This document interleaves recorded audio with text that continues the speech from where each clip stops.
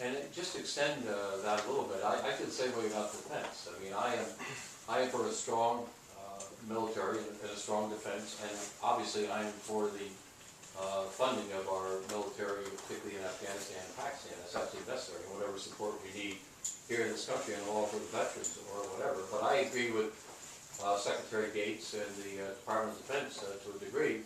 There are certain costs that we have to start to reduce.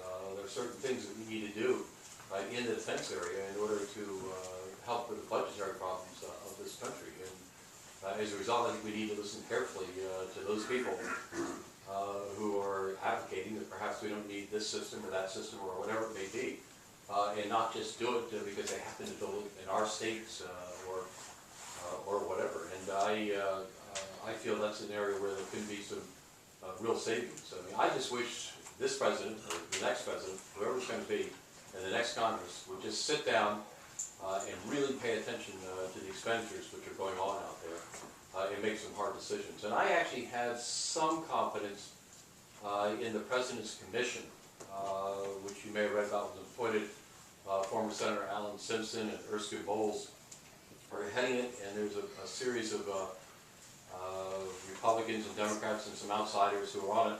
We're going to make recommendations, I think, by December 1st about how we should have budgetary savings decisions in this country. Now, I do not believe for a moment that Congress is going to look at that report, Republicans and Democrats are going to embrace it and say this is wonderful and pass it. But there might be ideas in there, there might be glimmers of various things that we can do. And it might deal with some of the mandatory programs, Social Security and Medicare, as well as some of the other expenditures. And we should look at that carefully, and maybe that's going to be the genesis to do better. We have now in excess of $13 trillion in debt of the United States.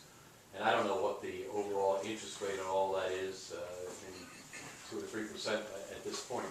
But if we get into a period of inflation, and as that debt comes due and it's renewed, all of a sudden we may be paying 4 or 5 or 6% on indebtedness, which according to the President's last budget, he didn't even submit a budget this year, but his last budget could be up to $20 trillion in another 5 years or so.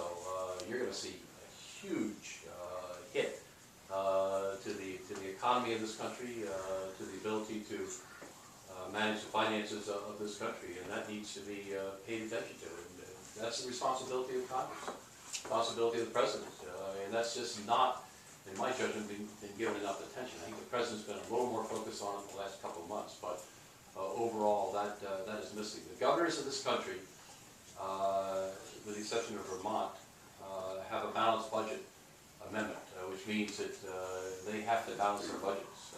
At the beginning of their fiscal year, they've got to adjust their taxes and their spending so it's in balance. They may go out of balance during the course of the year, they may have to readjust it, but that's what they have to do.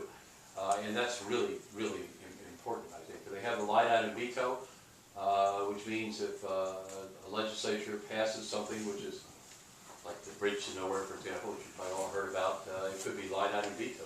And that's the kind of thing that I believe the President of the United States should have. I don't care if it's a Republican or a Democrat. I think the President should have greater authority so that Congress will know that that authority is there. And when they make threats about the fact we've got to reduce the spending, they can carry it out a little bit. So that's a much broader answer than just your question. But I feel we have to address all of these issues sooner rather than later. And I must say on the balanced budget and the line item veto, I've been involved in the drafting and in the passage of legislation along those lines, and the Supreme Court keeps saying it's not constitutional. You can't do it at the federal level. So we keep trying to advise ways to do it. We're still working on that. Do you think all of these underhanded debts that have been given to America have anything to do with socialism or communism as a takeover of the country?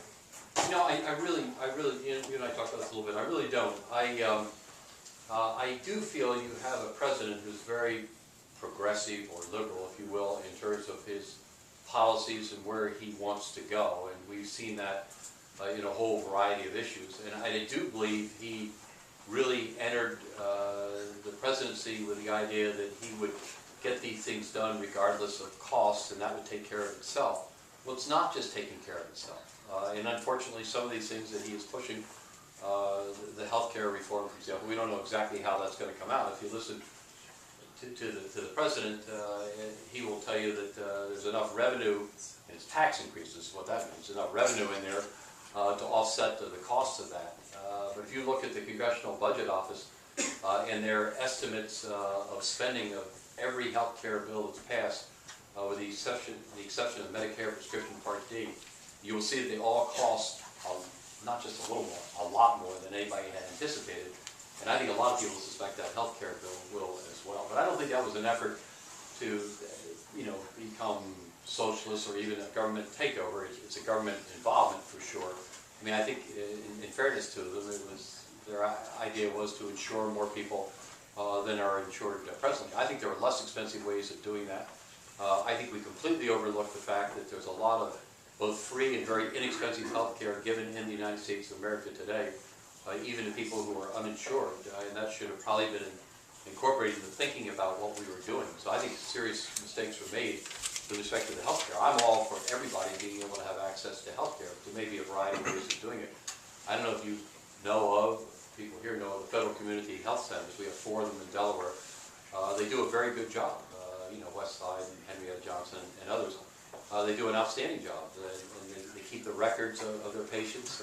If you can't afford to pay, you don't pay. If you have insurance, you pay with your insurance or whatever. And these things are still in existence, but I think they could have been stressed more in terms of what we were doing. I don't know why they didn't deal more with medical malpractice insurance, as an example. And it's not a hard example, except maybe the trial lawyers don't like it. But if you look at California, Texas, and there's 1 or 2 other states, they put in caps on punitive damages, and that's helped reduce the cost of their medical malpractice insurance. Delaware and other states have put into effect the fact that you need to have medical personnel sign off on lawsuits before you can bring them against doctors, hospitals, etc.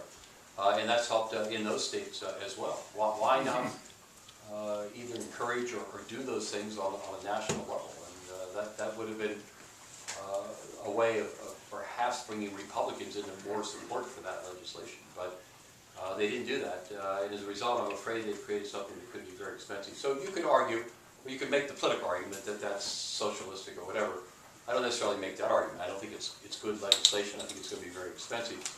But I don't think there's an overt effort to have the government take over everything. It's just that they want to hand out a lot of services to people in a lot of different areas. Other things you do besides banks and automobile industries?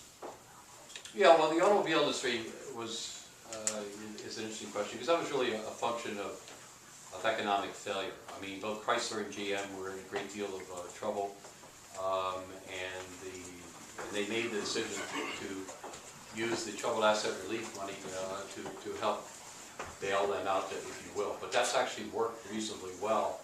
I have read recently that I think GM is starting to think about when they're going to pay it back.